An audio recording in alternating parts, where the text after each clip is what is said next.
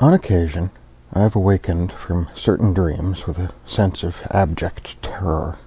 I have occasionally spent time after such a dream lying in the dark with a sense of imminent mortality. Sometimes the sense that if I'm going to pursue a path of investigation that I might discover my mortality, I have been given the opportunity to choose my course. And in creating this channel and pursuing the paths of research I am undertaking, I expect this choice is clear. Knowledge is more important than safety. As always, I am not suggesting this essay represents the only answer, just a perspective that may provide more benefit in some cases to navigate the problem at hand. I draw once again upon the idea that just because something invokes a visceral fear in us does not mean that thing is evil.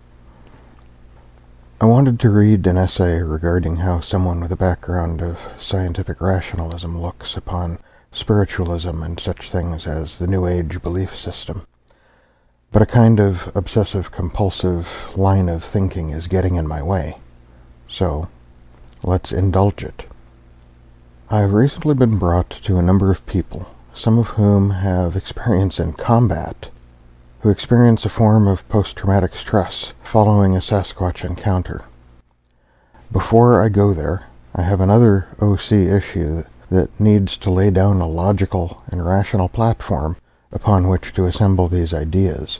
For the more spiritually minded, please observe that this mundane and clinical explanation I offer is sufficient to explain the observed phenomena. It does not exclude a deeper spiritual meaning, and this is the complication for those not so inclined. During the roughly 2 decades, I just didn't have time to get into the bush and think about the Sasquatch. I explored the paranormal, the strange in the city as I have described it. Along the way, I could not avoid exploring what people think of things such as psychics and mediums, spiritualism, and a variety of alternate belief systems. The majority of these belief systems, including Christianity, are more or less based on the ideas and structures around Zoroastrianism. I will not delve into that here, but if you are interested in learning about it, the blog page on my website has a link to a relevant video which I will include in the video description below. I want to introduce a concept introduced to me from the New Age belief system. The New Age is, frankly, an all-you-can-eat buffet of selection bias and cognitive priming. In no explorations are rationalism and critical thinking greater protection to you than those involving spiritual concepts. This represents not so much a collection of rabbit holes as it does an enormous sponge of deeply connected and intertwined ideas. But there is one idea that I want to bring to you by way of another way of thinking, both from the New Age shelf in my mind's closet of unexplained concepts. Many people I know would say that my guides are telling me this is important to explain the veracity with which these thoughts have consumed me for the last day or so. I'll not argue that too much here, but I will point out that it does not matter if the root cause is external, such as spirit guides, or internal, obsessive-compulsive, and neither your interpretation nor mine is important to the message here. Those come from a generally human OC need to explain everything. One of the most important things about everything related to the Bigfoot subject is to release your need to explain everything. To understand a thing, you must first observe it, identify its properties, and define how they fit together.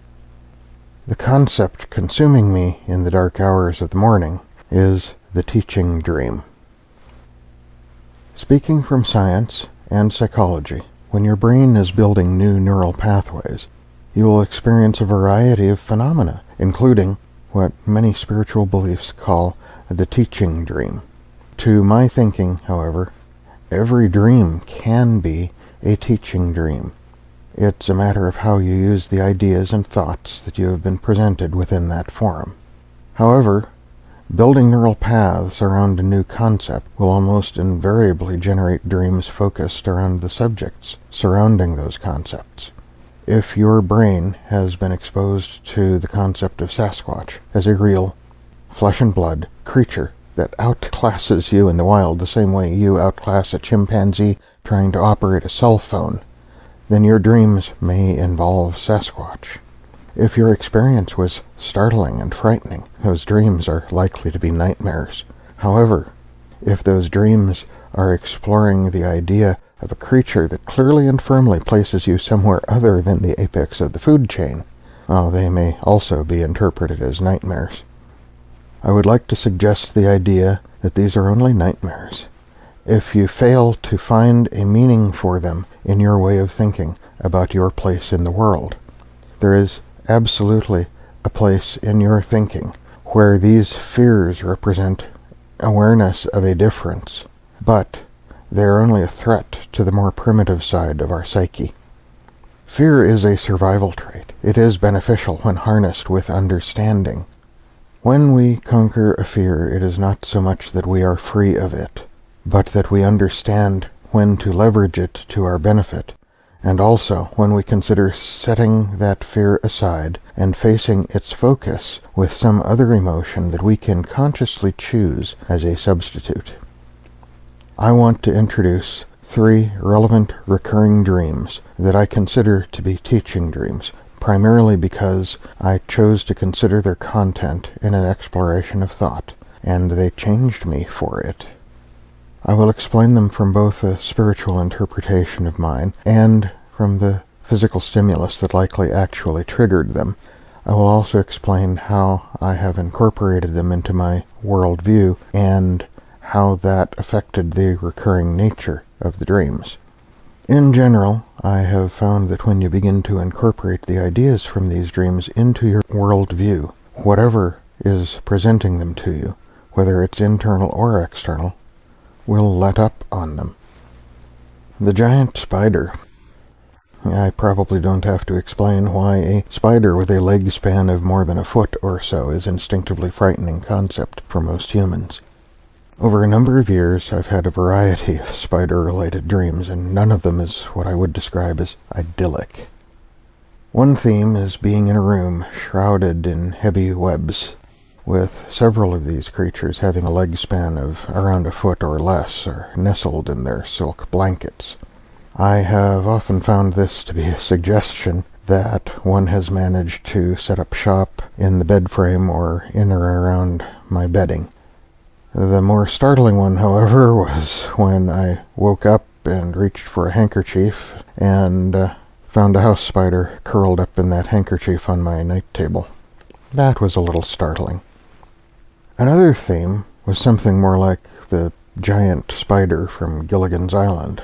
As much as that's a situation comedy, this was a strangely disturbing episode for me after the handkerchief incident. Every year or two, this sort of creature would intrude into my restful sleep, usually causing me to wake from the scene where I, along with others, are trying to escape one of these predators. Usually, these were pretty large, like the one from the show. All of these dreams seem to have stopped now, however, after the next one I'm about to describe. I believe I already described this last one in another essay. I was in a well-lit, featureless room with a door leading to the next room that I could also see through a large window. In the next room was an odd fixture at the center, with a hole in the ceiling that seemed to be the only way in or out of where I was. The fixture was a kind of table or a bench with a variety of controls on consoles nominally located at the ends of the table. A motion caught my attention as a creature somewhat resembling a harvester, Daddy Longlegs, emerged from the hole in the ceiling.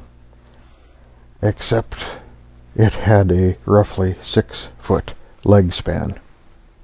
In retrospect, it moved smoothly and gracefully onto the bench and settled down with 4 of the legs reaching forward to perfectly reach consoles and monitors around the head, and 4 of the legs reaching backward to perfectly reach consoles, including a very intricate console fitted around the spinnerets at the tip of the abdominal structure. As fascinating as that scene was, I was desperately trying to find something, anything, that I would be able to use as a weapon to help me remove this thing from the world of the living. It was, as you can certainly imagine, a deeply visceral and instinctive reaction. There was a voice in my head, and I knew it to be from this creature. I do not know if this was telepathy or by sound from speakers in the room I was in, but the words were this: "Why do you react in this way?" Hearing a calm and measured, intelligent language from this creature was not so reassuring as one might hope it to be. At the same time, I realized I had no weapon at hand, and at least part of me realized that this may be as much to protect me from injuring myself as my host. I answered in a strangely stable tone. "Where I come from, any creature like you is nothing more than a vicious and instinctive killer." It responded with another question. "And what then are you?" At this phrase, most of my blind fear melted away, and I woke up with a lot of thinking to do. I have not had a giant spider dream since then, thankfully. I still get the little warning one about the bed frame, but those usually actually indicate something manageable that can be transplanted to a more appropriate setting outside the house. The Velociraptor predator. These stopped around the same time as the spider dreams. The typical dream was a pursuit by one of the predators in the dream, or more. Occasionally it was a tyrannosaur instead. Not that the different species made the experience any more idyllic. Since these stopped around the same time as the spider epiphany, I expect they were representing the same basic paradigm. Of course, UFO enthusiasts I know are convinced this was all a matter of preparing me for contact with extraterrestrial visitors that are of a nature not so easily accepted as, say, the Nordics or even the Greys. I consider it more likely that these represented the more simple concept that things are not always what they seem to be initially. That monsters are only that when we do not understand their natures, and that even if their nature is potentially dangerous, merely understanding them mitigates those dangers. None of these were frequent nightmares, thankfully. They would happen once every year or 3, and it was nearly 2 decades before I seemed to have grasped the deeper message I was trying to send myself. The meaning of this next series of dreams is not necessarily so clear, although it has not occurred to me in some time, so I wonder if perhaps the lesson is complete. I have severe chronic sleep apnea. I stop breathing as much as 72 times a minute without the use of a positive air pressure machine. The pressure keeps the airway open to prevent snoring loudly enough to bring down the walls of Jericho. Occasionally, a malfunction of the mask or an unfortunate position of my head and neck will result in a wind or a mechanical drone of some kind as air escapes the mask. Not as intense as the snoring that I can usually manage to sleep through, these stimuli can inspire the occasional dream. Once in a while, I will begin with the setting of the house I grew up in. It was built centered in the front half of an 8-acre lot that was heavily forested and just a few miles from the nearest town. If the mask leaked, creating an airy hissing sound, my mind may create something in the brush at the edge of the yard rustling leaves. If it was snoring, or more of a flapping of the seal around my nose, Then my mind would more likely create something growling in the brush. There was still the rustling of leaves that would go along with air leaking around the mask. There were times I would wake from these dreams, and the malfunction would continue long enough for me to realize what seemed to inspire the dream. Other times, there wasn't necessarily an apparent external stimulus. Given the focal subject of my channel, I probably don't have to explain that the creature hiding in the brush at the tree line was, of course, Sasquatch. Unlike the spiders and the raptors, however, I was never chased in these dreams. Absolutely never. I often wanted to run to safety, and frequently I could not do so, since I could not escape whatever stimulus was inspiring the dream in the first place. These would happen more frequently, too, once every 2 to 6 months for a while, and then they would let up for a year or two. For over a decade, this theme would reoccur to me from time to time. I would nearly always wake with an elevated anxiety, complicated by all the physiological symptoms you might expect: rapid respiration, high pulse, cold sweat, and so forth. These were very stressful experiences. As these continued, I would often learn to become lucid in these settings and take part in at least partial control of the dreams. I may not be able to significantly change them, but enough to overcome the emotional response with a more rational and willful thinking. A couple of years before the last big spider dream, however, I finally reached an epiphany with these, or so I thought. I recognized the setting. I faced the place where the creature, the object of my anxiety in all of these styles of dreams, would be concealed. I faced the edge of the yard and willed a sense of confidence. I would not be honest to say calm, to wash over me, as I said, "And all this time, while I have been afraid, you have done nothing more than let me know you are present. You have never really threatened me. Maybe we should talk." At that point the brush parted, and a Sasquatch stepped into the yard. I woke as we regarded each other in silence. Several months later, the next dream was located at a place my family used to camp on the north shore of the Olympic Peninsula. There was the familiar rustling of brush at the forest line as I walked along the beach of a cove that opens to the Strait of Juan de Fuca. A Sasquatch emerged from the brush and stepped towards me. My wife has experience working with exotic animals. She has worked with lions and tigers and with various forms of primates. I know how to behave to avoid conflict with these creatures, and I instinctively began to employ some of these posturing behaviors. My arms were at my side. I turned my open palms to the approaching creature and spread my arms slightly from my body, showing that I presented no weapon and was not belligerent to it. I bowed my head slightly to the ground and showed no teeth. Smiling is not necessarily a good idea. Many primates find what we call a smile to be threatening. I looked up towards the creature, but avoided looking directly into its eyes. Most primates find direct eye contact to be threatening. You probably do. The creature walked toward me at a normal pace. Not slow, but not rushed.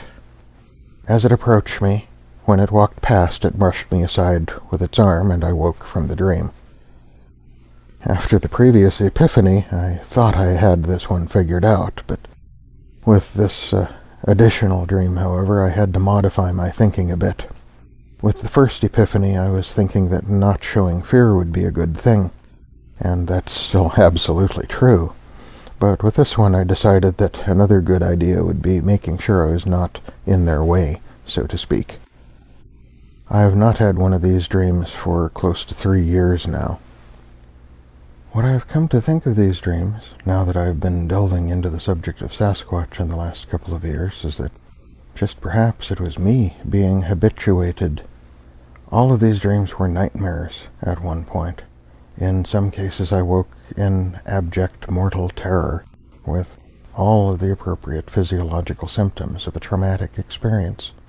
If you are having recurring nightmares after an encounter with Sasquatch, I challenge you to consider a few things about these dreams. First is that your brain is just building new neural pathways to accommodate a sea change in your thinking about your place in the world. Second is that you had a potentially traumatic experience and you're processing that experience in an entirely normal way. Consider, however, a careful, rational, and critical view of your experience and your dreams. If you want to even consider these dreams have a deeper meaning, then first allow them to be a way to confront this new reality you live in with a response other than fear.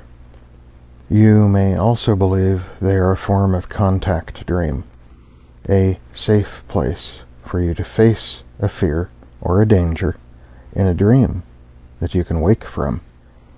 I cannot say if any of these dreams were what some would call a contact dream, at least not in the sense that they were stimulated by an external consciousness. They were contact dreams in the sense that gradually working toward a less instinctive and more rational response from a potentially hazardous circumstance. When I overcame the fear, the dreams stopped. This is why I consider all of these to be in the category of the teaching dream.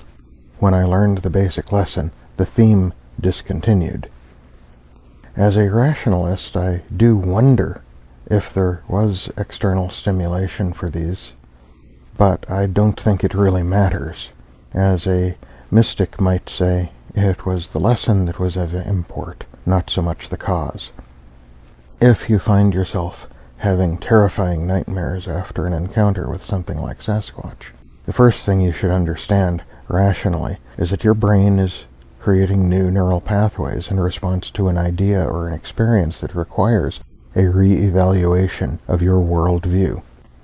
While this is happening, you have the power to steer the narrative of these pathways. You can choose to indulge in the terror, or you can choose to examine the experience and the dreams in a more detached and rational way. You may be able, in time, to replace the fear with a more constructive set of emotions that allow you to maintain more control over your responses. I am not suggesting to stand your ground with a Sasquatch. It is entirely possible that leaving is the best course of action. What I am suggesting is that you remain cognitive enough to decide if, just perhaps, it may be rational to remain for a few moments and evaluate your situation, while the subject evaluates their situation. In the process, I humbly suggest that not offering any action that may permit the subject to feel threatened is a good idea. To my observation, all the encounter stories I know of, the subjects provide a clear and ample warning when they want you to leave. There are simply times that, if you respond with calm, they may indulge their own curiosity more than the instinct to threaten you and encourage you to leave. I am the curious cryptid, and the tradition of the teaching dream is the idea of an outside entity, an external entity, trying to communicate with you by sending ideas into your dreams. To my mind, while this is possible, it's also entirely possible within physiology we already understand that it is your own brain generating neural pathways about a subject you are considering or learning about or thinking about. It is my sincere hope that these ideas may help you to deal with the anxiety and the terror you may feel not just from an encounter, but from the nightmares that often accompany such an experience, even if you have not yet had that experience.